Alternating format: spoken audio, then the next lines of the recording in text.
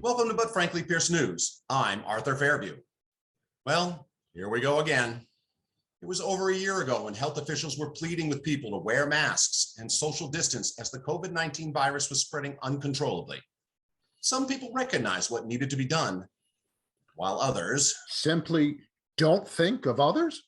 Welcome to Karen World. As a matter of fact, I've run across several doctors online that have spoken against the masks. They can't allow me not to wear a mask. I have civil liberty rights. All lives matter. My life matters. What do they want me to drop dead wearing a goddamn mask? No, I'm not wearing a mask. I need to breathe. If we don't stand up, it's only going to get worse.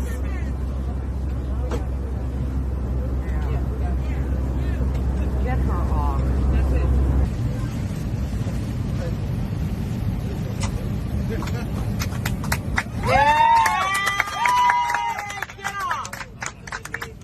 Protests and open clashes between the two sides erupted recently as the probability of mask mandates and proof of vaccination IDs being required for public events becomes more of a reality. Now the virus is back with a vengeance, and it looks like the hard-learned lessons of 2020 fell on deaf ears. We begin with, as expected, the Florida man. Not that Florida man. Ron DeSantis, the Republican governor of Florida. Oh, the ultimate Florida man. DeSantis has been anti-mask and continues to push that, hiding behind a July 30th executive order that blocks mask mandates and gives parents the choice to mask their kids or not. And despite rising case rates among children, DeSantis recently went on quite a little tirade when called out for the severity of the virus in Florida. I can tell you, Florida, we're a free state. People are going to be free to choose to make their own decisions about themselves, about their families, about their kids' education, and about putting food on the table. And people can choose to die.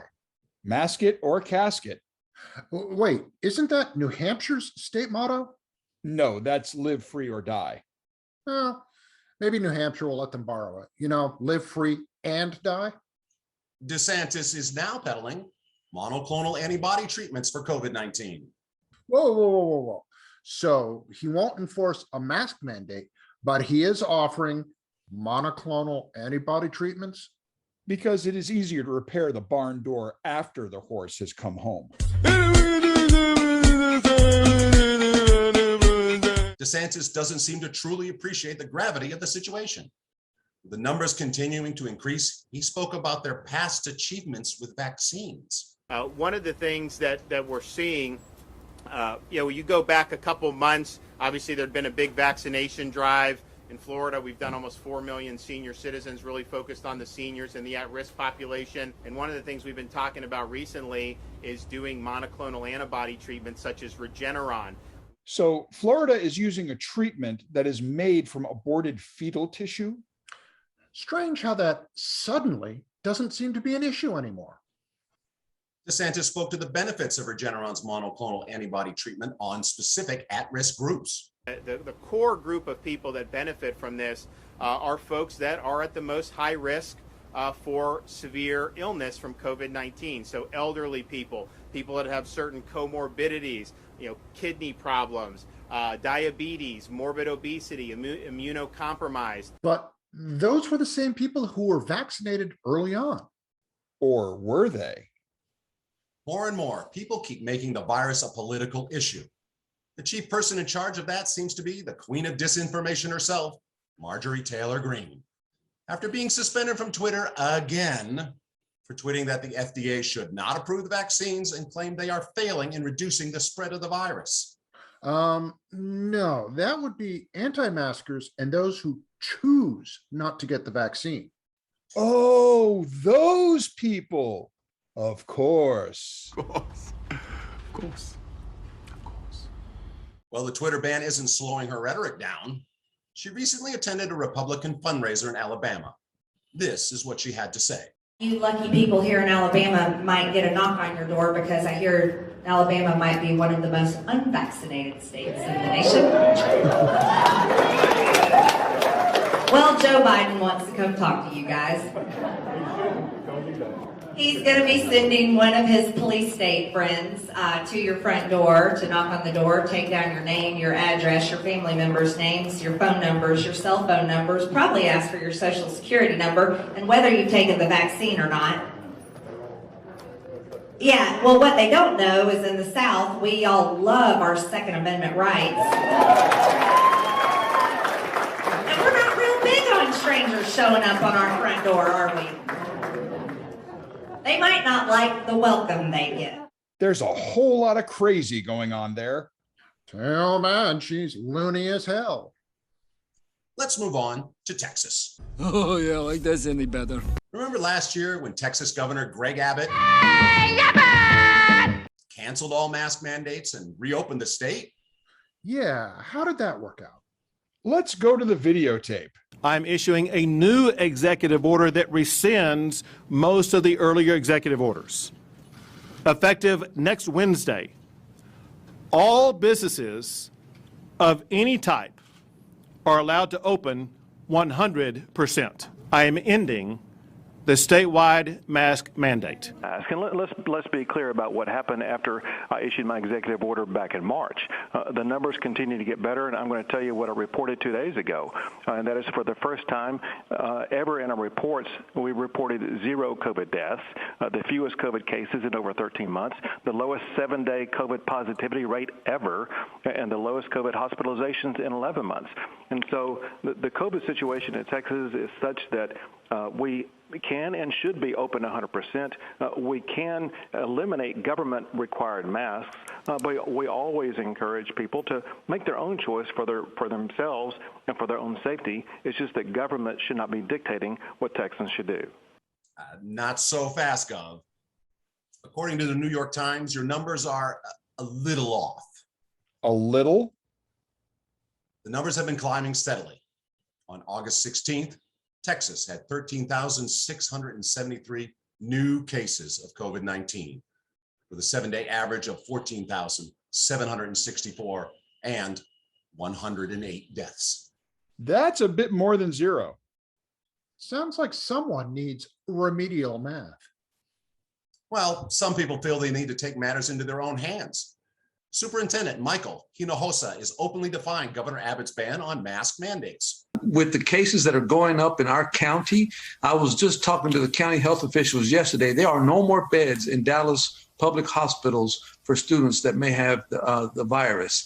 And so with those factors in play, and knowing that I'm ultimately responsible for everything that happens in Dallas ISD, I notified my school board that I have the authority to execute the day-to-day operations of the district. And I made this decision, and I know I'll be held accountable for whatever decisions I make, but I would rather be safe than sorry. And so that's what I'm doing at this point. Nice to see someone willing to make logical choices. Were I to invoke logic, logic clearly dictates that the needs of the many outweigh the needs of the few. Meanwhile, in Washington, Ted Cruz. You all remember Senator Cruz, right? Cancun Cruz. Always looking out for the people. Ted Cruz took to Fox News to place his support behind what Governor Abbott is doing, but he took it to another level.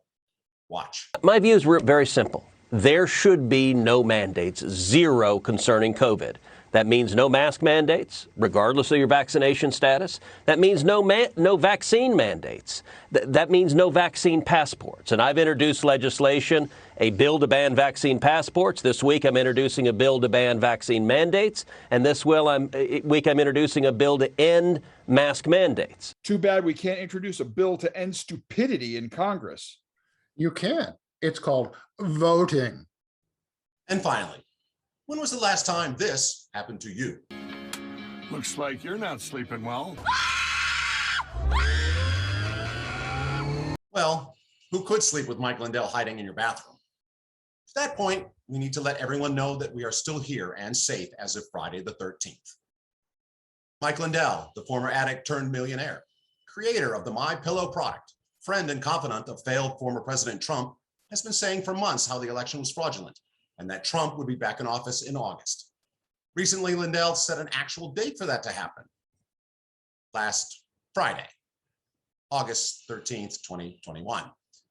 Here's Lindell from a segment on the Young Turks with Stephanie Harris. By the time the morning of August 13th, it'll be the talk of the world going, hurry up. Let's get this election pulled down. Let's right the right. Let's get these communists out, that they've taken over. And you'll see, when I say that, and they'll say, well, what's going to happen to all the people that were involved? I don't know. Right now, the biggest concern is getting this election pulled down. Donald Trump won. I mean, it's pretty simple. So August 13th came and went. And what happened? Pretty much. Can we get back to normalcy yet? That remains to be seen. But for the moment, Lindell has gone dark.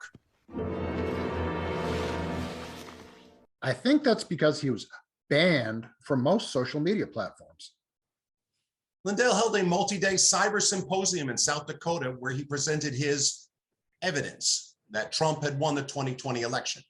In reality, it was a disaster, hampered by difficulties, incompetent presenters, and a mess of histrionics from the typically amped up Lindell. Jared Holt, who studies domestic extremism for the Atlantic Council's Digital Forensic Research Lab, called it a slow motion train wreck and a humiliating flop. Sounds like the Trump presidency. The far right leaning Washington Times newspaper just recently reported that Lindell's hand-picked cyber expert, the guy hired to review his incontrovertible data on the election, couldn't find anything. Nothing? No evidence of anything. Nothing to support any of the theories Lindell has been pushing. Shocker. Oh, and this just in. Joe Biden has still won the 2020 presidential election, and Donald Trump has still lost. This has been But Frankly Fierce News. Thanks for watching. I'm Arthur Fairview. No, I do not feel that good when I see the heartbreaks you embrace. If I were a master thief, perhaps I'd rob them. And though I know you're dissatisfied with your position and your place, don't you understand? It's not my problem.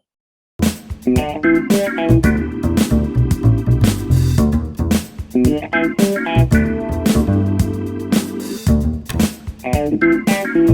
you.